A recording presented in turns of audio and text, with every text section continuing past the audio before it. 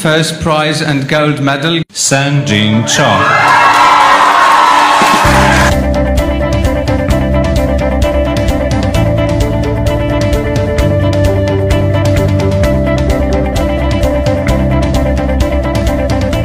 저희 인터뷰 소다에 시간을 내줘서 너무 고맙고 반갑습니다. 제가 이렇게 장시간 동안 인터뷰한 거는 많이 없었던 것 같은데요.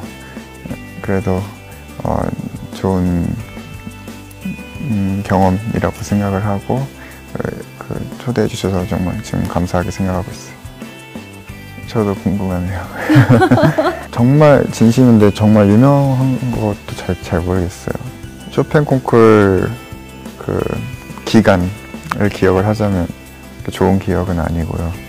왜냐면 너무 긴장을 했고 감기도 걸렸었고 날씨도 너무 추웠고 그런 기억이 있지만 저의 인생에서 아주 중요한 이벤트였기 때문에 절대 죽을 때까지 잊지 못할 그런 경험이었던 것 같아요.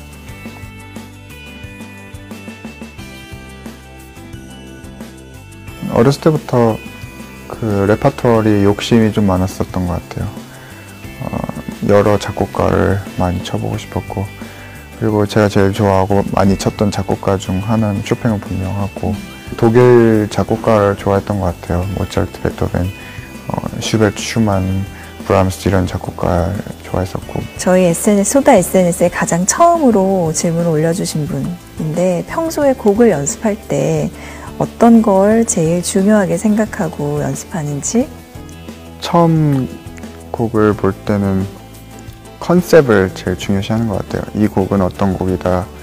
예를 들어 한 곡을 가지고 여러 가지 컨셉을 잡을 수 있는데 좀 비극적인 곡이다 그러면 그런 컨셉으로 모든 걸 해석을 하는 편이고요.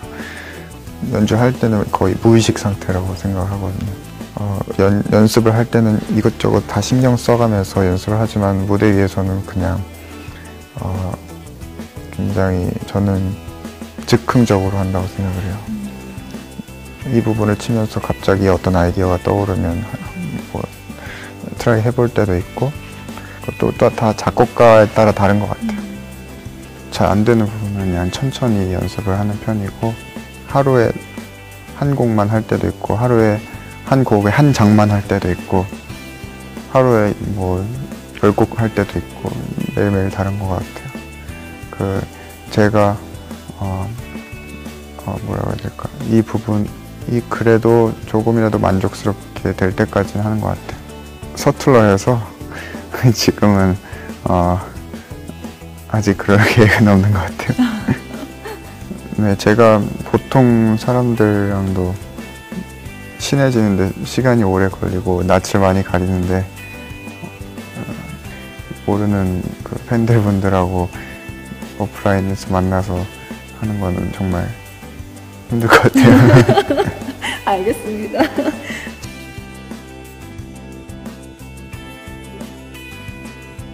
제가 하고 싶은 곡을 많이 하고 싶어요. 저는 솔직히 클래식의 대중화는 조금 힘들 거라고 저는 생각을 해요. 좀 위험한 말일 수도 있겠지만 왜냐하면 그러면 클래식 음악의 본질을 잃어버릴 수도 그런 위험성이 있기 때문에 저는 많은 대중들이 클래식화가 됐으면 좋겠다 이런 바람이 있고요. 와인같이 처음 마셔보는 사람은 아무리 좋은 와인이어도 비교를 못하고 이게 정말 좋은 와인인 거를 모르는데 많이 트라이 해보고 비교를 하면서 마셔보면 이제 자기 취향도 생기고 좋아하는 것도 생기는 것처럼 클래식 음악도 그렇다고 생각해요.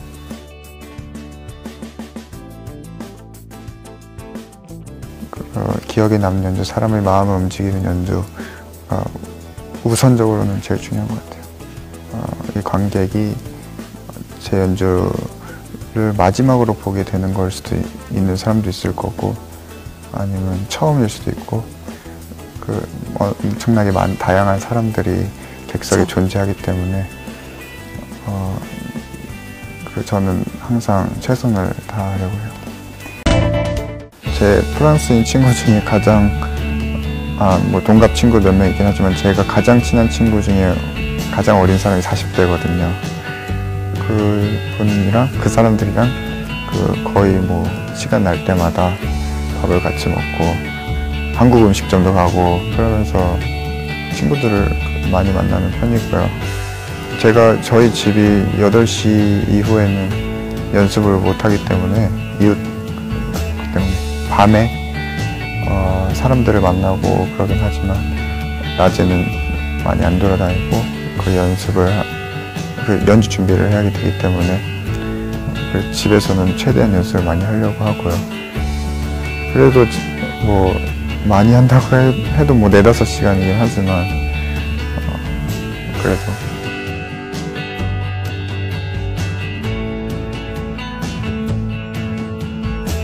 딱히 그렇게 큰 취미는 없는 것 같아요. 여러 가지를 조금씩 뭐 알고 있긴 하지만 알고 있고 좋아하긴 하지만 전문적으로 아는 건 음악밖에 없는 것 같은데 뭐 예를 들어 와인도 저는 되게 좋아하는 편이고 뭐 그림 같은 것도 좋아하고 보러 다니는 거 좋아하고 그리고 역사 같은 것도 좋아하는데 많이 알지는 못하고 다 얕고 넓은 지식. 글쎄요, 6살 때 피아노를 처음 시작을 했고 그리고 그 학원 6개월 코스를 마칠 무렵에 원장 선생님이 저희 엄마한테 따로 뭔가 좀 재능이 있는 것 같다, 개인 레슨을 받아봤으면 좋겠다라고 말씀을 하셨대요. 그래서 저는 그 개인 집으로 오시는 선생님한테 취미 삼아 그냥 일주일에 한 번씩 그땐 연습도 안 했어요. 그래서 초등학교 3학년 때 이제 부모님도 제가 너무 좋아하는 걸 아시니까 어떻게 알아보셔서 예술의 전당 영지 아카데미라는 곳을 발견하게 돼서 거기 오디션을 봐서 합격을 해서 다니게 됐어요. 그래서 그때 처음으로 이제 교수님한테 레슨을 받기 시작했어요. 부모님은 어떤 방식으로 성진 씨를 교육하셨나요? 지극히 평범했던 것 같아요. 저는 어렸을 때부터 푸시를 받거나 그랬던 거 없었던 것 같아요. 오히려 저희 아빠는 연습 그만하라고 뭐 나가서 놀자 뭐 이런 식으로 말씀을 하셨던 기억이 있고요. 제가 외동아들이기 때문에 부모님이 제가 어렸을 때 외롭지 말라고 악기를 해보는 게 어떻겠냐고 시켜주셨던 게 처음이었고요. 그러다 저 여러 가지를 했었어요. 뭐 미술도 하고 운동도 하고 그랬는데 음악만 좋았어요. 어렸을 때.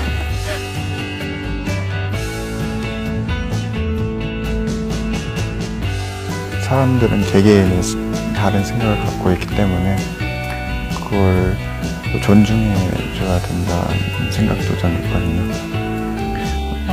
그렇기 때문에 음악을 할 때나 들을 때나 항상 좀 열린 귀와 마음으로 하고 듣는 게 중요한 것 같아요.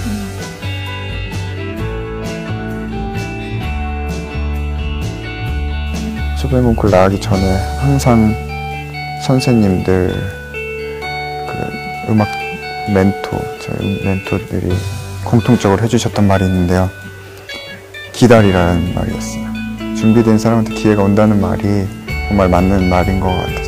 많은 운도 필요하고 또 장담할 수 없는 그런 길이기 때문에 기다린다는 게 말이 쉽지 정말 어려운 것 같아요.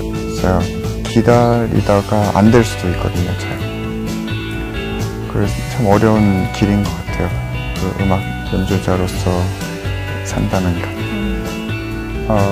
항상 응원해주시고 관심 가져주시는 팬분들께 감사드리고 제가 음악으로 인사 다시 드리겠습니다.